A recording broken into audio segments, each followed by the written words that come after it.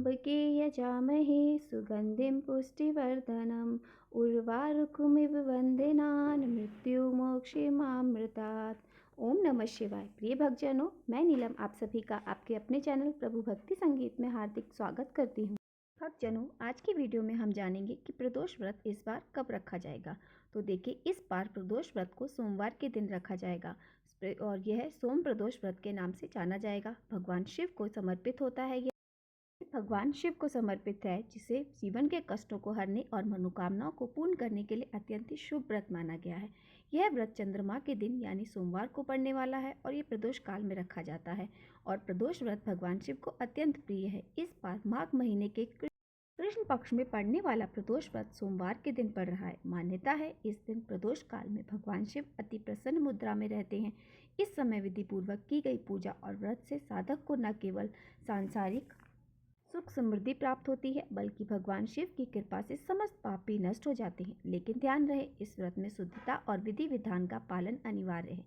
यदि व्रत या पूजा में किसी प्रकार की कोई चूक हुई हो तो व्रत खंडित हो जाता है और इसका फल प्राप्त नहीं होता। इसलिए इस व्रत को पूर्ण नियम, श्रद्धा और समर्पण से करना चाहिए।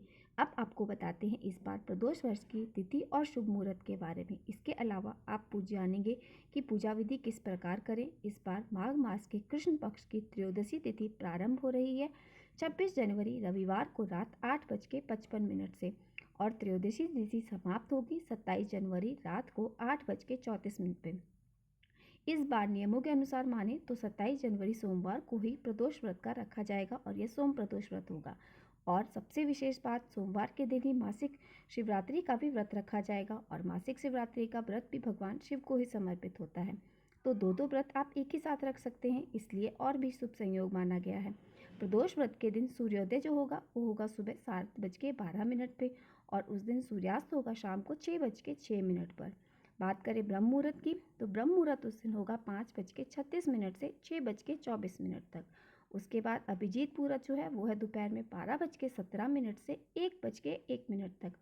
और उसके बाद में ध्यान रखिए, इस बार सोमवार के दिन ही प्रदोष व्रत के दिन भद्रा भी लग रही है और भद्रा रात को 8:34 से 28 फरवरी को 7:11 तक रहेगा।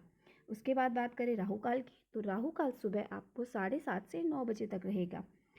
प्रदोष काल का जो समय रहेगा वो रहेगा शाम को 5:21 से 6:51 तक। तो शाम को प्रदोष काल में आपको इसी समय भगवान शिव की विधि विधान से मुख्य पूजा करनी है। इस बार सोम प्रदोष व्रत के दिन भद्रा तो लग रही है, लेकिन भद्रा का वास इस बार पाताल लोक में होगा और जब पाताल लोक में भद्रा का वास होता है तो यह धरती लोक पर ज़्यादा दुखदायी नहीं होती। इसलिए धरती लोक पर इस समय भद्रा का वास अशुभ नहीं माना जाता। तो आप पूजा पाठ या जो भी काम करना चाहते हैं वो आप कर सकते हैं। सोम प्रदोष व्रत की पूजा करने के लिए आपको शुद्धता का ध्यान रखना है, स्नान आदि से पवित्र, और उसके बाद आप भगवान शिव का ध्यान करते हुए व्रत का संकल्प लें। अब भगवान शिव की प्रतिमा या शिवलिंग को आप जल से स्नान कराएं, पंचामृत से स्नान करा सकते हैं। शुद्ध गंगा जल से स्नान कराने के बाद आप मिट्टी या तांबे के दीपक में शुद्ध घी या तेल का दीपक जलाएं। शिवलिंग पर बिलपत्र, धतूरा, अक्षत यानी साबुत चावल चढ़ाएं, पुष्प आदि अर्पित करें। सफ़ेद और हल्के रंग के पुष्प आज के दिन अर्पित करने चाहिए और चंदन का लेप या चंदन का तिलक आप जरूर लगाएं। भगवान शिव के समक्ष धूप और कपूर जलाएं और ओम नमः शिवाय का इस मंत्र का 108 बार आप जप करें। बाकी आप श्रद्धा अनुसार 11, 21, 51 बार भी कर सकते हैं। भगवान शिव को सात्विक भोजन जैसे खीर, फल, गन्ने का रस या पंचामृत का भोग लगाएं। कथा का श्रवण आपको जरूर करना चाहिए, तभी व्रत को सफल माना जाता है। इस दिन आप शिव पुराण से लेकर सोम प्रदोष व्रत कथा का श्रवण अवश्य करें। कथा सुनने और सुनाने के बाद सभी परिजनों के साथ हर हर महादेव का आप जयघोष अवश्य करें और आरती करें। आरती करने के बाद सबसे अंत में क्षमा याचना करें कि हे भोलेनाथ, इस व्रत में अनजाने में मुझसे कोई त्रुटि हुई हो तो कृपया आप क्षमा करें और अपनी कृपा बनाए रखें।